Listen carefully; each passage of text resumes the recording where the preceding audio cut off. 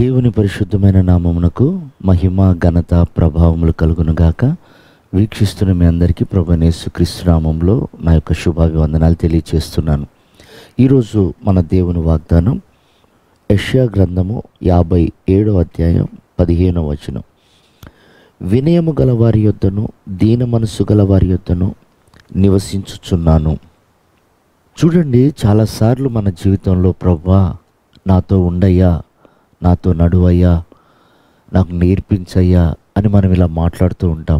చాలామంది సాక్ష్యాలు చెప్పేటప్పుడు ప్రభు నాకు తోడొచ్చారు కనుక ఆ పనిలో జయం కలిగింది, ప్రభు రాత్రంతా నాకు తోడున్నారు, ఈ దర్శనం ఇచ్చారు అని చెప్తూ ఉంటారు. ప్రియమైనటువంటి వారలారా, దేవుడు మనతో నివాసం చేయాలి, మనతో ఎల్లప్పుడూ ఉండాలి అంటే ప్రభు చెప్తున్న మాట విరిగి నలిగిన హృదయంలో నేనుంటాను అన్నాడు. అంటే ఆయన దీనులను తన ఆత్మనిచ్చి గర్విష్ఠులను ఎదిరిస్తాడని బైబిల్ సెలవిస్తుంది. అంటే మనకు దీనత్వం ఎలా వస్తుంది, తగ్గింపు జీవితం ఎలా వస్తుంది? యేసు ప్రభుని గురించి బైబిల్ సెలవిస్తుంది, ఆయన శ్రమల వలన విధేయత నేర్చుకున్నాడు అని. అంటే శ్రమ రావడం మనకు మేలా కీడా? చూడండి, దావీదు అంటాడు, శ్రమ కలుగక మునుపు నేను చెడ్డ ఆలోచనలు కలిగి ఉన్నాను, దారి తప్పిపోయాను, కాలు జారిపోయాను అన్నాడు. శ్రమ కలిగి ఉండుట నాకు మేలాయను అంటాడు. అంటే తన తప్పిదము తెలుసుకున్న సందర్భం ఎప్పుడంటే అతడికి శ్రమ కలిగినప్పుడు. అందుకే విరిగి నలిగిన హృదయంలో దేవుడు ఆసీనుడవుతాడు.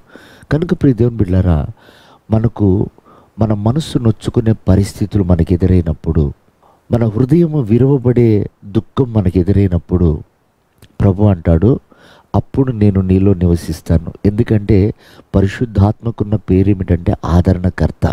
చూడండి, ఒక బిడ్డ ఏడుస్తున్నప్పుడు తల్లి ఒళ్ళో చేర్చుకుంటే ఎంత మనకు నెమ్మది అనిపిస్తుంది. ఒక తండ్రి ఒళ్ళో చేర్చుకొని వాడి తలను నిమురుతుంటే ఎంతో సంతోషం అనిపిస్తుంది, ఆ దుఃఖ నివారణ అవుతుంది. అలాగే పరిశుద్ధాత్ముడు కూడా మన దుఃఖ సమయంలో మనం విరవబడుతున్నప్పుడు, అది శోధనల ద్వారా కావచ్చు, వ్యాధి ద్వారా కావచ్చు, లేదా మన బలహీనతలు మనం తెలుసుకొని, మన తప్పిదములు మనం తెలుసుకొని మనం దుఃఖపడే సమయమే కావచ్చు. అవి విరవబడుతున్నప్పుడు, లేదా అవి మనలో నుండి తొలగించబడుతున్నప్పుడు మనకు కలుగుతున్న పశ్చాత్తాపంతో కూడిన దుఃఖమే అవ్వనివ్వండి, లేదా శోధనతో కూడిన దుఃఖమే అవ్వనివ్వండి, ఆ టైంలోనట నా ప్రభు అంటాడు, నేను వారిలో నివసించి వారిని ఆదరిస్తాను. కనుక ప్రియమైన వారలారా, మనం పరిశుద్ధులం కాదు, పరలోకంలో నుండి మనము దిగివచ్చినటువంటి వారం కాదు, పరలోకానికి మనం సిద్ధపడుతున్నాం. పరిశుద్ధులు అగుటకు మనం ప్రయాసపడుతున్నాం. మనం పిలువబడ్డ పిలుపదే. కానీ పరిశుద్ధులుగా మార్చబడేటప్పుడు మనుషుల చేత దూషణలు వస్తాయి, శరీరం చేత శోధనలు వస్తాయి, అనేక రకాలైనటువంటి సమస్యలు వస్తాయి. ఆ టైంలో ఆదరించుటకు యుగ సమాప్తి వరకు తోడుగా ఉంటానని పంపబడిన పరిశుద్ధాత్ముడు మనకున్నాడు.